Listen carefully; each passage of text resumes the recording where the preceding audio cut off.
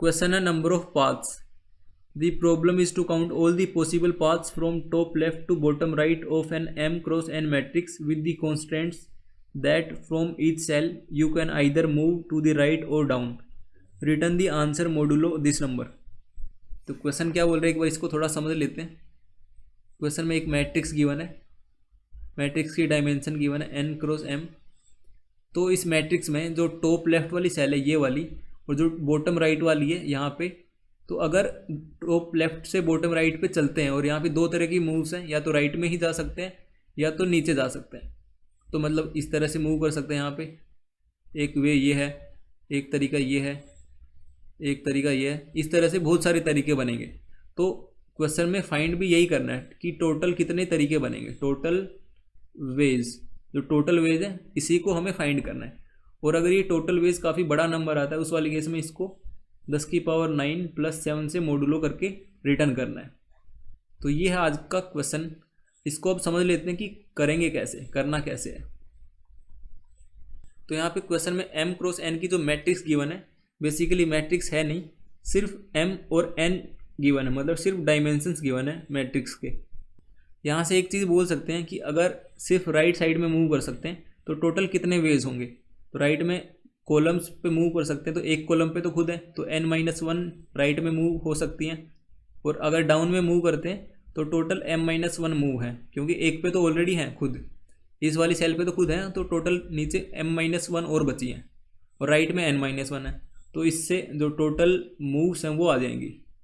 Total moves in दोनों का सम n-1 plus m-1, तो ये आ जाएगा कुछ n + m-2. यहाँ पे एक चीज़ देखना, अगर टोटल में से एक पर्टिकुलर डायरेक्शन की total number of veg find कर लेते हैं, मान लेते हैं राइट वाली डायरेक्शन के टोटल फाइंड कर लेते हैं, तो जो डाउन वाली डायरेक्शन है इसके ऑटोमेटिकली जनरेट हो जाएंगी. तो मान लेते हैं कि हमारे पास जो टोटल मूव्स हैं वो n है, n यहाँ पे m प्लस मतलब n + m-2 है. और एक पर्टिकुलर डायरेक्शन की मूव या तो हम कोई भी ले सकते हैं, r मान लेते हैं उसको, या तो n-1 हो सकती है या तो m-1 हो सकती है. तो यहाँ पे जो ये वाली चीज़ है ये क्या बता रही है, इसको एक बार फिर से देख लेते हैं. तो यहाँ पे मैं क्या समझाने की कोशिश कर रहा हूँ, इसको एक बार थोड़ा ध्यान से देखना. यहाँ पे हमारे पास दो तरह की मूव्स हैं, या तो राइट में जा सकते हैं या तो डाउन जा सकते हैं.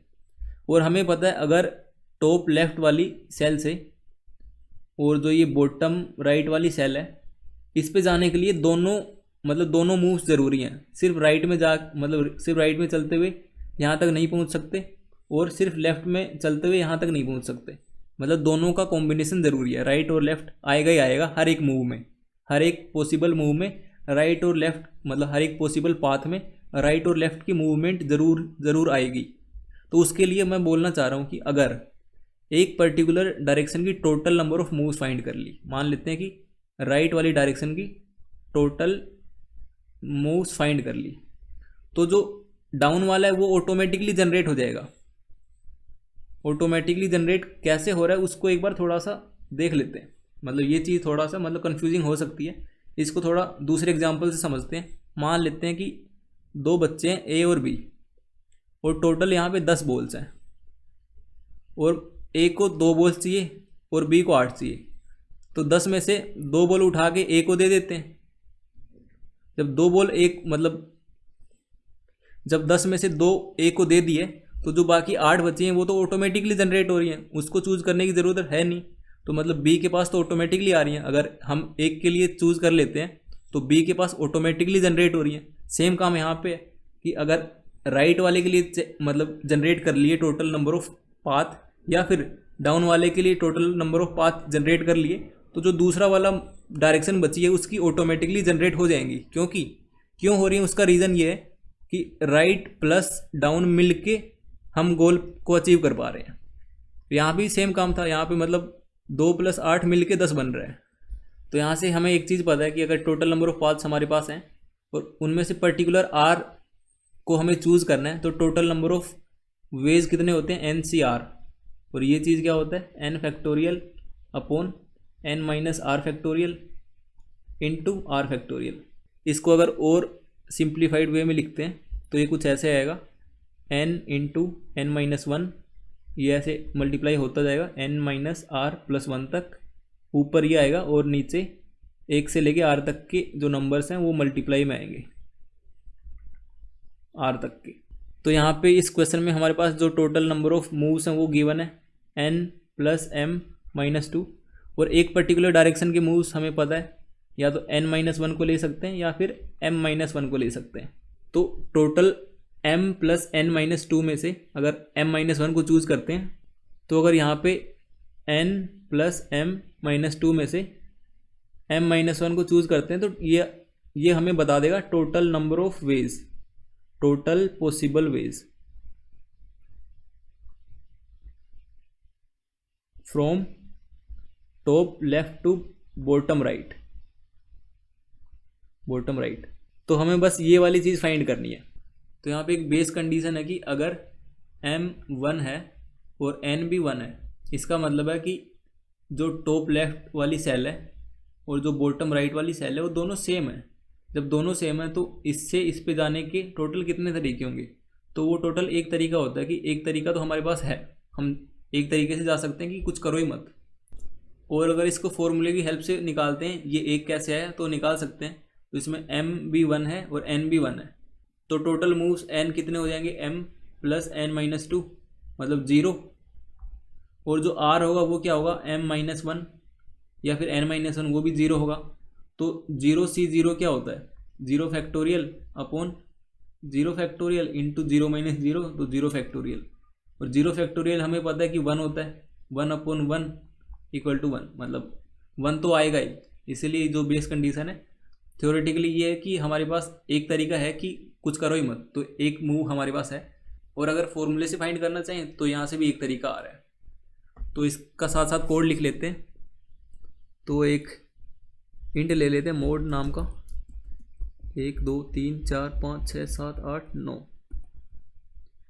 अब एक रिजल्ट ले लेते हैं लॉन्ग, जिसमें 1 रहेगा, मतलब एक बेस कंडीशन है, एक तो तरीका होगा ही होगा, चाहे कुछ मत करो। अब एक इंट n ले लेते हैं, टोटल नंबर ऑफ मूव्स। एक इंट r ले लेते हैं।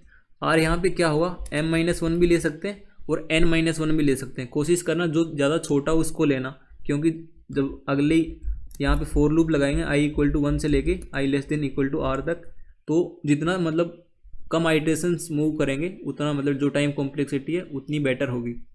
तो n-1 और m-1 में जो भी छोटा वैल्यू हो उसी को लेना है। तो इसको कैसे फाइंड कर सकते हैं? अगर m-1 छोटा है तो m-1 रखना है, नहीं तो n-1 रखना है। तो यहाँ पे i ++,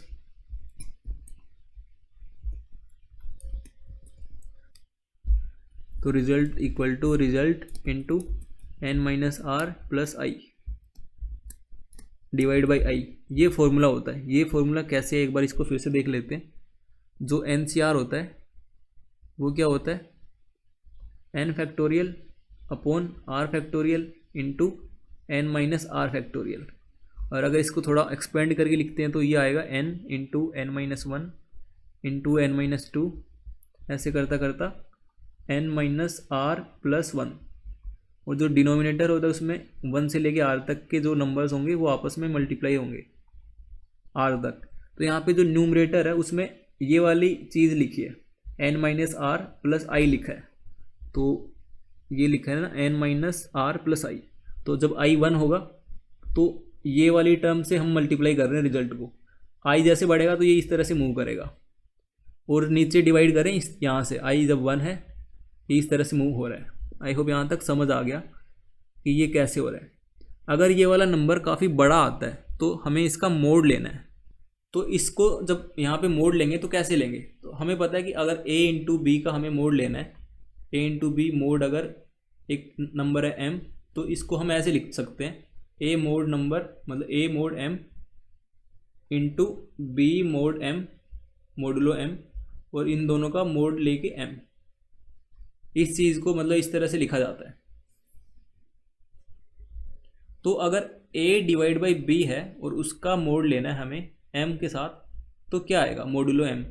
तो a मोडुलो m आएगा, मल्टीप्लाई में 1/b मोडुलो m आएगा, और जो ये आया है इसका मोडुलो m आएगा, ये चीज़ आएगी। तो ये चीज़ हमें पता है, इजीली फाइंड कर सकते हैं। ये चीज़ कैसे फाइंड करेंगे, और मतलब जो भी आया उसका प्रोडक्ट करके फिर एक बार और मोड लेना है। तो जो ये वाली चीज़ है इसको एक बार समझ लिया जाए। तो यहाँ पे जो 1/b मोडुलो m है इसको कैसे फाइंड करेंगे। तो मान लेते हैं इसको x के इक्वल रख देते हैं, तो हमें बेसिकली x को फाइंड करना है। तो x क्या आ जाएगा, इसको ऐसे लिख सकते हैं 1 mod m equal to b times x, इसको ऐसे लिख सकते हैं। अब इसको सिंप्लीफाई करते हैं, तो इसको ऐसे समझते हैं, हमें फाइंड करना था 1/b mod m। तो 1/b है एक फ्रैक्शन है, क्योंकि b है हमें पता है वो एक इंटीजर है। b अगर इंटीजर है तो 1/b एक फ्रैक्शन आएगा। तो अगर फ्रैक्शन का मोड m करते हैं तो क्या वैल्यू आएगी, कुछ तो वैल्यू आएगी। जो भी वैल्यू आएगी वो 0 और m-1 के बीच ही आएगी। मतलब मोड कर रहे हैं m के साथ, तो या तो 0 आएगी या तो पूरी तरह से वो डिवाइड हो जाएगा, या तो मतलब इस रेंज में वैल्यू आएगी जो भी आएगी। तो यहाँ पे जो 1/b है मोड m, इसको ये क्या वैल्यू आएगी हमें यही फाइंड करना है। तो ये मान लेते हैं ये x आएगी। तो यहाँ पे जो 1 mod m equal to x b, तो इसको ऐसे लिख सकते हैं b times x equal to 1 mod m। तो इसका क्या मतलब है, इसका मतलब सिंपल सा है कि अगर b टाइम्स b हमें गिवन है, हमारे पास गिवन क्या है, b गिवन है और m गिवन है, फाइंड क्या करना है, x को फाइंड करना है। तो इस चीज़ को हम कैसे लिख सकते हैं, तो यहाँ पे bx mod m should be equivalent to 1, ये चीज़ होगी तभी ये चीज़ ट्रू है। तो इस चीज़ को हम कैसे लिख सकते हैं, इसको अगर दूसरे तरीके से बोलना चाहिए तो क्या है ये चीज़, तो अगर bx है उसका मोड m करते हैं तो वो 1 के इक्वल आना चाहिए। अगर वो 1 आता है उस वाले केस में जो भी x होगा वही आंसर होगा। आंसर किसका होगा, b इनवर्स मोड m का, और हमें यही फाइंड करना था। तो यहाँ पे x को कैसे फाइंड करेंगे उसको थोड़ा सा और देख लेते हैं। तो जो ये वाली लाइन है bx mod m equal to 1, basically जो ये वाली लाइन है इसका सिंपल सा मतलब ये है कि अगर b टाइम्स एक्स को m के साथ डिवाइड करते हैं तो एक रिमाइंडर आ रहा है। तो इसको हम दूसरे तरीके से कैसे लिख सकते हैं, तो इस चीज़ को हम bx plus my equal to 1 लिख सकते हैं, क्योंकि जो लेफ़्ट वाला है इसका अगर मोड करते हैं m के साथ तो आंसर बेसिकली bx ही आएगा। जो ये है यही आएगा, क्योंकि ये वाली टर्म तो 0 हो जाएगी m के साथ जब डिवाइड करेंगे इसको, तो मोड जो रिमाइंडर आएगा वो 0 रहेगा। तो जो भी है वो यही आएगा। तो हमें बेसिकली यही फाइंड करना है कि b को ऐसे कौन से नंबर से मल्टीप्लाई करें ताकि इस पूरे को अगर मोड m करते हैं तो जो रिमाइंडर है, जो आउटपुट है वो ये आए। जब ये वाली चीज़ जनरेट हो जाएगी किसी एक ऐसे x पे, उस वाले केस में जो भी रिजल्ट आएगा जो ये होगा वो x होगा। तो ये इक्वेशन है bx plus my equal to 1। यहाँ पे b और m गिवन होगा, ये चीज़ें गिवन हैं, और x हमें फाइंड करना है। और जो y है इससे हमें कोई फ़र्क नहीं पड़ेगा। क्यों नहीं पड़ेगा, क्योंकि m ऑलरेडी m का मल्टीपल है। तो my जो भी एक नंबर बनेगा वो मतलब m से डिवाइड करने पे रिमाइंडर 0 छोड़ेगा। तो जो भी फर्क पड़ेगा इस bx से पड़ेगा। तो x को हमें चेक करना है शुरुआत से। 0 से इसलिए नहीं कर सकते क्योंकि अगर 0 रखा तो ये ऑलरेडी 0 है, इस मतलब लेफ्ट साइड का मोड m करते हैं तो ये तो 0 है ही, ये भी 0 हो जाएगा, तो ये राइट वाले के इक्विवेलेंट हो नहीं पाएगा। तो इसको 1 से चेक करना है, और y से हमें कोई फ़र्क नहीं पड़ेगा, तो स्टार्टिंग में y को 0 रखना है। अब इसको एक एग्जाम्पल के थ्रू समझते हैं तो ज़्यादा जल्दी समझ आएगा। तो मान लेते हैं b हमारे पास है 5 और m मान लेते हैं 43 है। तो इस चीज़ का मतलब है कि हमें 1/5 मोड 43 फाइंड करना है। तो ये चीज़ कैसे फाइंड करेंगे इस इक्वेशन की हेल्प से, वो एक बार देख लेते हैं। तो इस इक्वेशन की हेल्प से जो b है वो 5 आ गया और m है वो 43 आ गया। तो इस इक्वेशन को हम ऐसे लिख सकते हैं कि 43y equal to 5 times x plus 1, मतलब ये माइनस होगा तो इसको ऐसे लिख सकते हैं 1 प्लस 5 इंटू माइनस एक्स, इस तरह से लिख सकते हैं।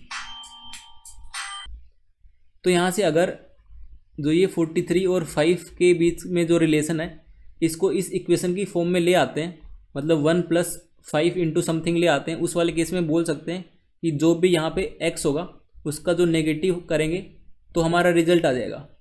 तो इसको कर लेते हैं। 43 को कैसे लिख सकते हैं, 5 गुना 8 प्लस 3। अभी राइट साइड में एक नहीं है तो इसको एक बनाने के लिए क्या करेंगे, इस 5 को राइट में ले जाएंगे और इस 3 को 3 इंटू समथिंग प्लस समथिंग, तो मतलब 3 गुना 1 प्लस 2 5 होता है। तो इसी तरह से अब भी एक नहीं हुआ राइट साइड में, तो क्या करेंगे, 3 को हम कैसे लिख सकते हैं, 2 गुना 1 प्लस 1। अब राइट में 1 आ गया और लेफ्ट में 43, तो हमें इसको इस फॉर्म में कन्वर्ट करना है। कैसे कर सकते हैं, तो यहाँ से 2 इक्वल टू क्या आ जाएगा, 5 माइनस 3 इंटू 1, और यहाँ से 1 इक्वल टू क्या आएगा, 3 माइनस 2 इंटू 1, और यहाँ से 3 इक्वल टू क्या आएगा, 3 इक्वल 43 माइनस 5 टाइम्स 8। तो इनको आपस में इक्वेट करते हैं, मतलब कि इस वाली इक्वेशन में हमें 1 को रखना है, तो 1 को रखना है तो इस वाली इक्वेशन में सबको इक्वेट करना है। तो जो ये 2 की वैल्यू आ रही है इसको यहाँ पुट करना है इस वाले 2 में। तो इसको कैसे होगा, यहाँ पे 3 आएगा इक्वल टू 2 की जगह ये वाली वैल्यू रखनी है, 5 माइनस 3 और प्लस 1 है, ठीक है। तो इसको सोल्व करा जाए, 3 इक्वल टू 5 माइनस 3 प्लस 1, जो ये 3 है ये इस साइड जाएगा तो क्या बन जाएगा, 2 टाइम्स 3 बन जाएगा, और इक्वल टू 5 प्लस 1, ठीक है। अब जो ये वाला 3 है इसकी जो ये वाली वैल्यू 43 माइनस 5 इंटू 8, इसको पुट करके मतलब उसको यहाँ पे पुट करना है इस वाले 3 पे, तो ये क्या आएगा, 2 टाइम्स 43 माइनस 5 इंटू 8 और इक्वल टू 5 प्लस 1, ये आया। अब इसको थोड़ा और सोल्व करते हैं। अब इस चीज़ को हम ऐसे लिख सकते हैं कि 2 टाइम्स 43 माइनस 5 टाइम्स 8 इंटू 2 क्या होगा, 5 टाइम्स 16 होगा, इक्वल टू 5 प्लस 1। तो हमें 1 को रखना है, 5 को रखना है और 43 को रखना है, इसलिए मैं 5 की टर्म्स में इसको लिख रहा हूँ। तो इस चीज़ को फिर से लिख सकते हैं और सिंप्लीफाई कर सकते हैं कि 43 टाइम्स 2 इक्वल टू, ये उधर जाएगा तो ये माइनस 16 है तो इधर जाके 17 हो जाएगा, 17 गुना 5 प्लस 1। तो जो हमने ऊपर अभी देखा था उस वाले में ये आ गए, मतलब उस वाली फॉर्म में ये आ गए कि 43 है, यहाँ पे y है इक्वल टू ये 5 है, यहाँ पे x है और यहाँ पे प्लस 1 है, तो ये उस वाली फॉर्म में आ गई। अब हमें फाइंड क्या करना था, x को फाइंड करना था। तो ऊपर वाली फॉर्म क्या थी कि 43y था equal to 1 minus basically 1 plus 5 into minus x था, तो हमें माइनस एक्स चाहिए। तो यहाँ पे x है, x यहाँ पे 17 है, तो माइनस एक्स क्या होगा, माइनस एक्स होगा माइनस 17। तो जो ये वैल्यू है ये बेसिकली क्या बता रही है, 1/5 मोड 43 इक्वल टू माइनस 17 बता रही है। तो ये वैल्यू ये आ रही है, तो माइनस 17 है। अगर मोड करते हैं किसी चीज़ का मोड m के साथ तो उसकी रेंज क्या आती है, 0 से लेके m-1 तक आती है। तो अगर नेगेटिव में आती है तो उसमें m ऐड कर देते हैं, तो ये क्या आएगा 43 माइनस 17, तो ये कुछ ऐसा आएगा 26। यहाँ से 26 आ रहा है। तो इसको क्रॉस चेक करके देख लेते हैं कि जो हमने इक्वेशन लिखी थी स्टार्टिंग में वो इस मतलब वो और ये दोनों आपस में ट्रू है या नहीं है। यहाँ से क्या आ रहा है, x इक्वल टू मतलब x इक्वल टू 26 आ रहा है। हमने स्टार्टिंग में इक्वेशन लिखी थी bx plus my equal to 1, तो m यहाँ पे 43 है और b यहाँ पे 5 है, तो 5 लिख देते हैं। x यहाँ पे 26 है प्लस m 43 था, y से फ़र्क पड़ेगा नहीं कुछ भी हो, इक्वल टू 1। तो लेफ़्ट का मोड और राइट का मतलब दोनों इक्वल होंगे तभी तो वैलिडिटी होगी। तो 5 इंटू 26 क्या होता है, 130 प्लस 43 इंटू 2 इक्वल टू 1। तो अगर इसका इस लेफ्ट वाले का मोड लेते हैं 43 के साथ तो क्या आएगा, रिजल्ट ये आना चाहिए। क्या यही आ रहा है, एक बार देख लेते हैं। जब इसका मोड करेंगे तो ये वाली वैल्यू तो 0 आंसर देगी, ये वाली वैल्यू आंसर 1 देगी, क्योंकि 43 इंटू 3 129 होता है। तो यहाँ से जो रिमाइंडर बचेगा वो 1 बचेगा, इसका मतलब ये वाला आंसर वो सही आया है। तो जो ये इक्वेशन है bx plus my equal to 1 ये करेक्ट आंसर दे रही है। तो इस वाली इक्वेशन से क्या फाइंड कर लिया, 1/b mod m, इसको ऐसे बोल सकते हैं b इनवर्स mod m। तो b इनवर्स mod m इस तरह से फाइंड कर सकते हैं। तो ये होगी इसकी अप्रोच। अब इसका कोड देख लेते हैं। कोड में क्या होगा, जो ये वाली टर्म है result equal to result multiply by n minus R plus I, इसका मोड आएगा, ये ले लिया। अब जो डिनोमिनेटर में आएगा उसका हमने अभी देखा कि कैसे फाइंड करेंगे। उसके लिए एक फंक्शन बना लेते हैं कि मोड इनवर्स, जिसमें आई पास करेंगे और मोडुलो पास करेंगे, मतलब ये वाली नंबर पास करेंगे, और जो भी यहाँ से रिजल्ट आएगा वो इसके साथ मल्टीप्लाई होके और फिर से उसका मोड लेंगे।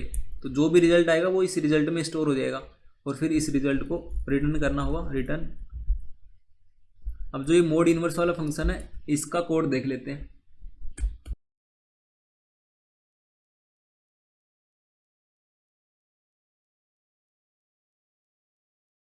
इंट x लिया था शुरुआत में 1 और y 0 लिया था।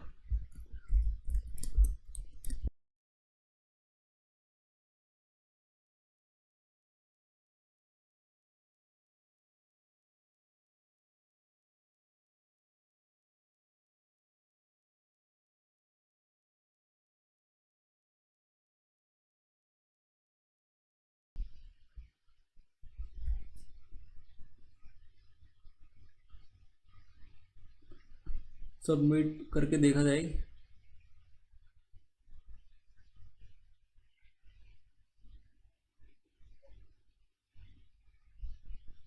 ठीक है, तो ये वाला जो कोड है ये कैसे आया एक बार इसको समझा देता हूँ और इसका क्या मतलब है उसको देख लेते हैं।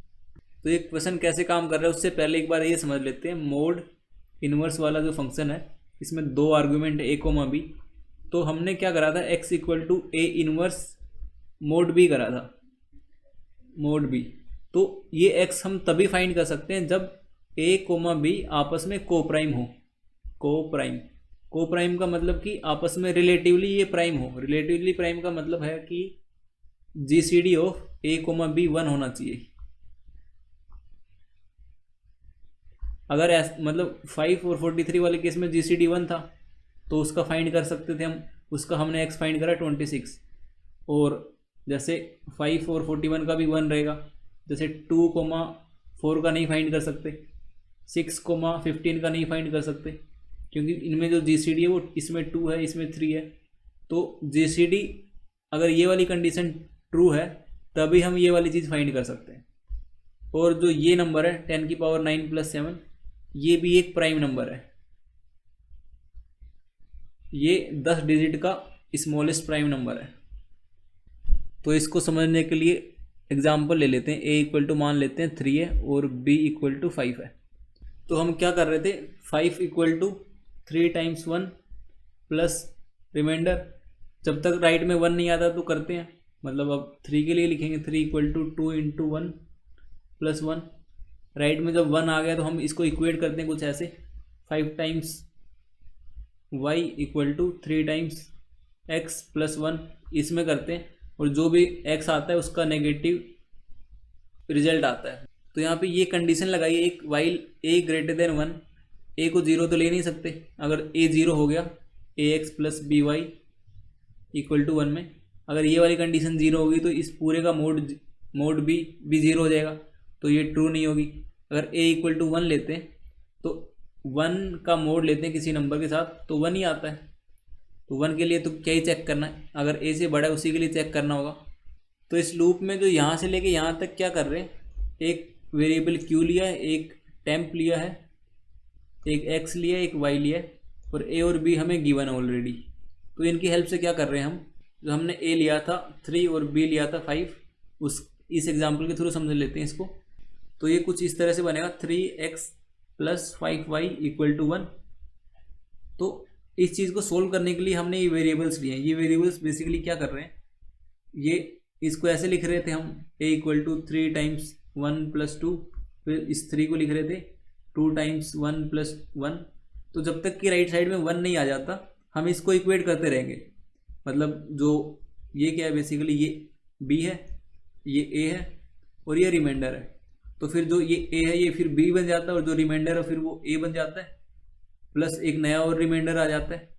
इस तरह से ये चलता रहता है। और फिर एंड में क्या करते हैं, जो भी ये रिमाइंडर्स होते हैं इनकी वैल्यू को इक्वेट करते हैं ताकि सारे रिमाइंडर्स हैं वो एलिमिनेट हो जाएं, और जो इक्वेशन है वो कुछ इस तरह से दिखे, 5 times something plus 3 times something equal to 1।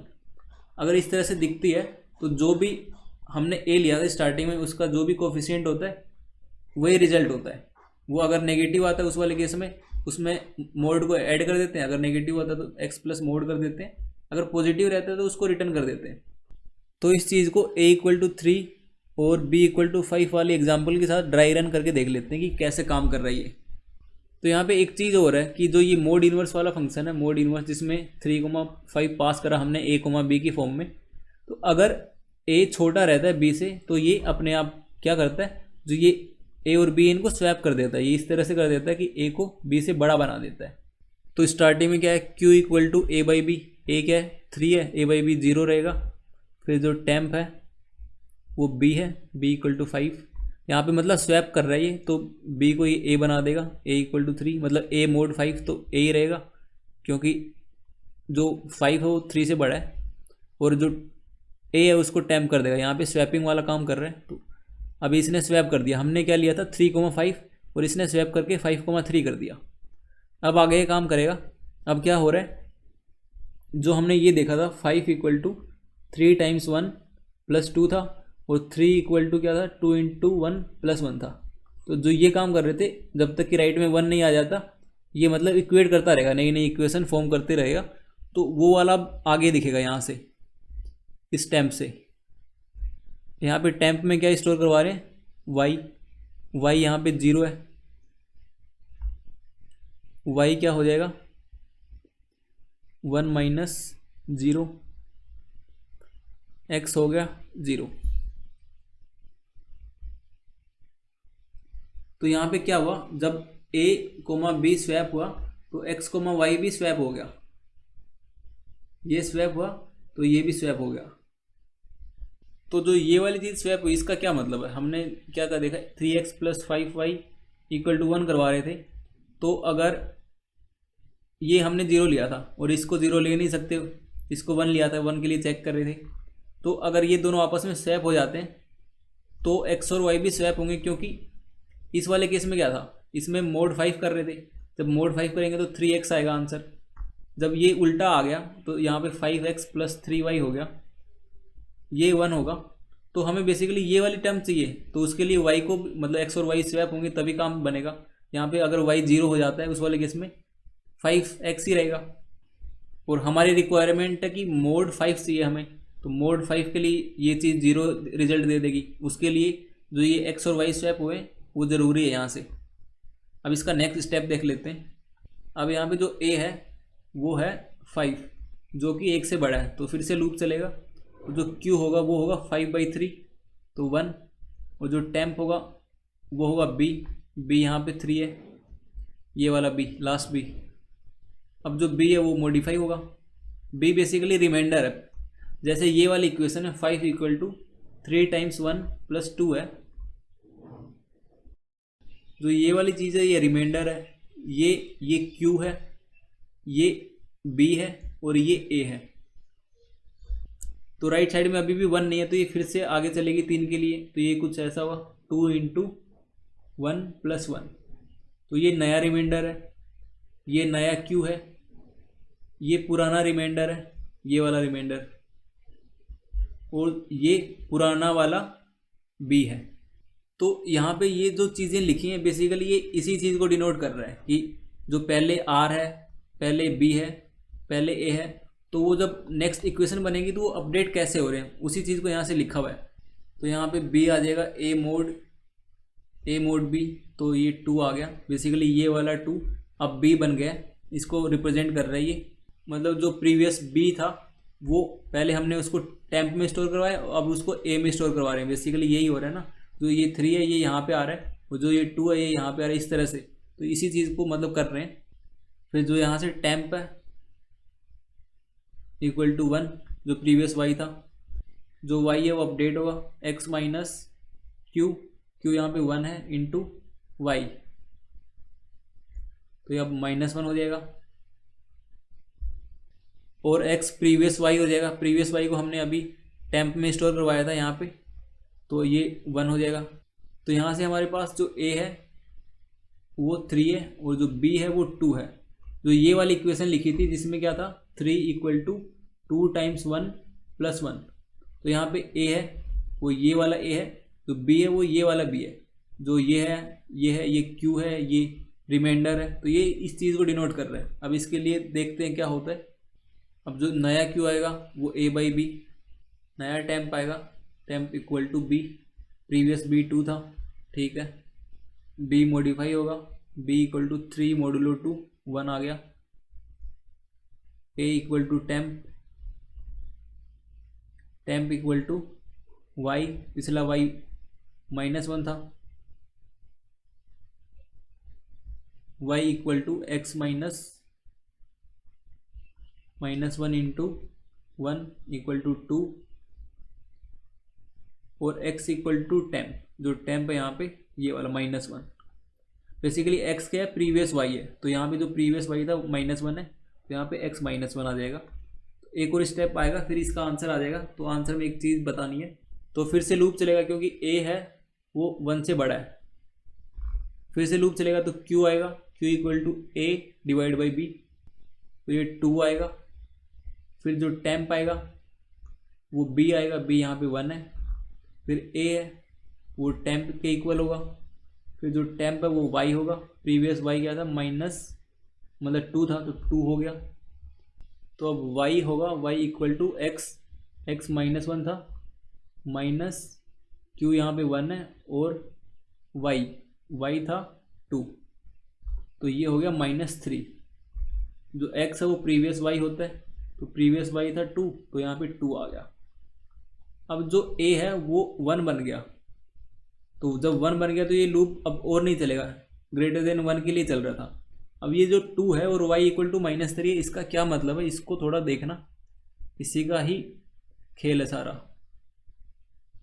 हमने ये लिखा था, उल्टा लिख दिया इसको, 3x + 5y = 1, तो यहाँ पे x क्या आ रहा है, 2 आ रहा है, तो 3 × 2 + 5 × -3 = 1।